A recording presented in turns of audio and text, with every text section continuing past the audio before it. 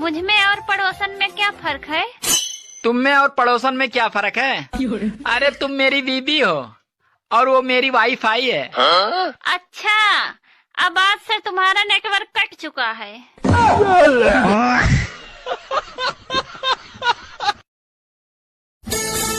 सुनो, हाँ? तुम मुझसे कितना प्यार करती हो?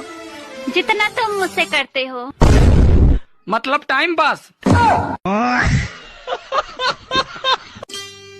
सुनो जी, अच्छा ये बताओ, तुम्हें नागिन से डर लगता है? नहीं तो? क्यों?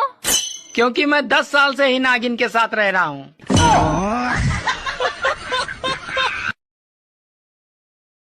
मैडम जी आप क्या करती हैं? जी मैं पायलट हूँ। क्या उड़ाती हैं? अपने हस्बैंड के पैसे।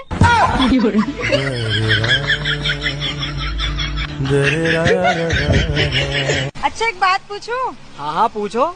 वो कौन सी चीज है जिसे तुम रोज देखते हो पर तोड़ नहीं सकते? अरे मैं नहीं बताऊंगा। अरे बताओ तो। तेरा मुंह।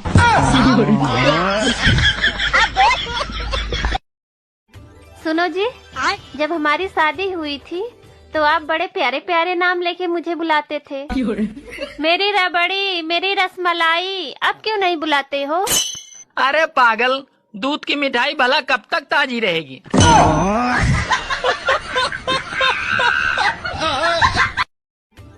सुनो, हाँ? तुम ही मेरी हिम्मत हो और तुम ही मेरी ताकत हो।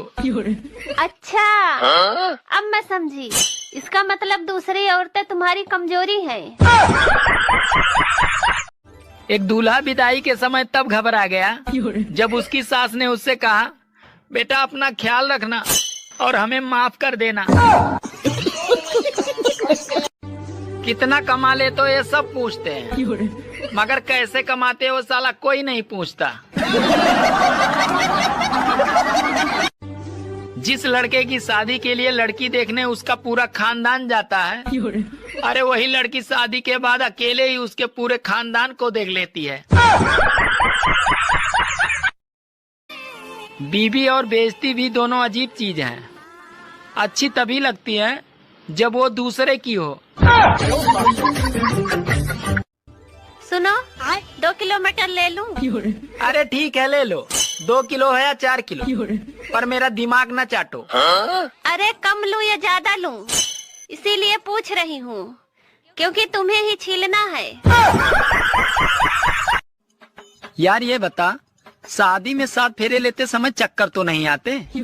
अरे उस समय नहीं आते, पर शादी के बाद जिंदगी भर आते हैं। ससुर जी आपकी बेटी ने तो नाक में दम कर रखा है। अरे बेटा मेरे बारे में भी तो सोच, मेरे पास तो उसकी भी माँ है। सुनो, हाँ? तुम तैयार होने में बहुत टाइम लगाती हो और मुझे देखो, मैं 2 मिनट में तैयार हो गया।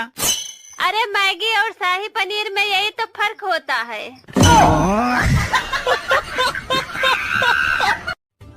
सुनो जी, मैं जो भी काम करती हूँ उसमें पूरी तरह डूब जाती हूँ। काश तुम कुआं खोदती तो कितना अच्छा रहता। औकात से ज्यादा खूबसूरत बीबी मिल जाए तो आदमी के अंदर बर्तन धोने की ख्वाहिश अपने आप पैदा हो जाती है, और ये पैर दबाना तो आम बात है। रात में सोने से पहले जब मैं इंस्टाग्राम और फेसबुक बंद करता हूँ तो साला ऐसा लगता है कि जैसे दुकान का शटर डाउन कर रहा हूँ।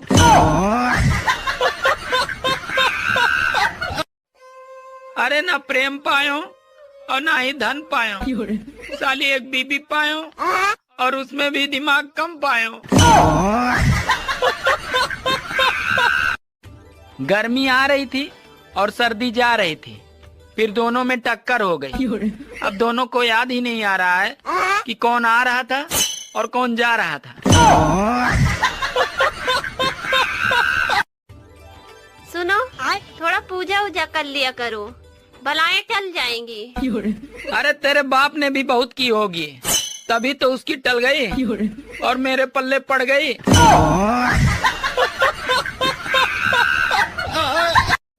अच्छा, शादी से पहले आदमी गर्म जोशी से रहता है, फिर शादी के कुछ दिन बाद मदहोशी से रहता है, और उसके बाद पूरा जीवन खामोशी से रहता है।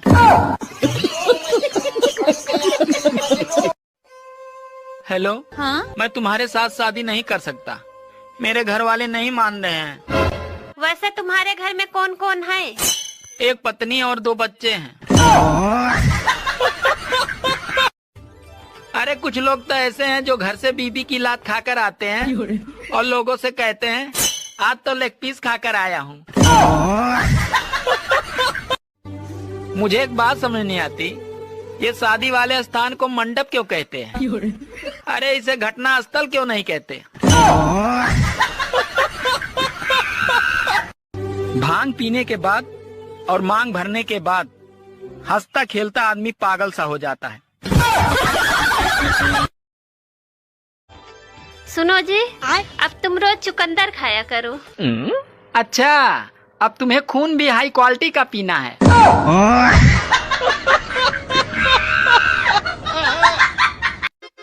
सुनो जी, आप शादी के बाद बहुत बदल गए हो, मुझ पे ध्यान नहीं देते हो। अरे मैंने तुमसे बोला तो था कि मैं शादीशुदा औरतों पे ध्यान नहीं देता।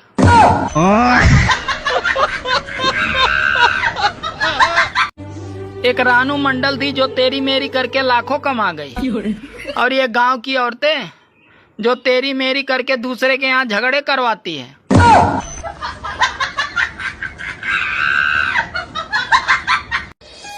सुनो जी, पहले आप मुझे थिएटर ले जाते थे, अब क्यों नहीं ले जाते? अरे पागल, अब तो ड्रामा घर पे ही हो जाता है, थिएटर जाने से क्या फायदा। शादी से पहले तुम बहुत मंदिर जाते थे, अब क्या हो गया? अब फिर तुमसे शादी हो गई और भगवान से भरोसा उठ गया। मकर संक्रांति के दिन अपनी पत्नी की फोटो पतंग पे चिपकाएं और घंटों घंटों तक पत्नी को अपनी उंगली पे नचाएं। सुनो, हाँ? तुम मायके जाने के बाद इतना फोन क्यों करती हो? अरे मैं तुम्हें याद दिलाती हूँ कि टाइगर अभी जिंदा है।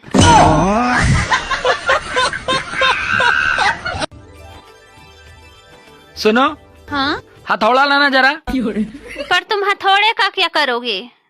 अरे तेरे मायके से मकर संक्रांति का लड्डू आया है, इसी को तोड़ना है।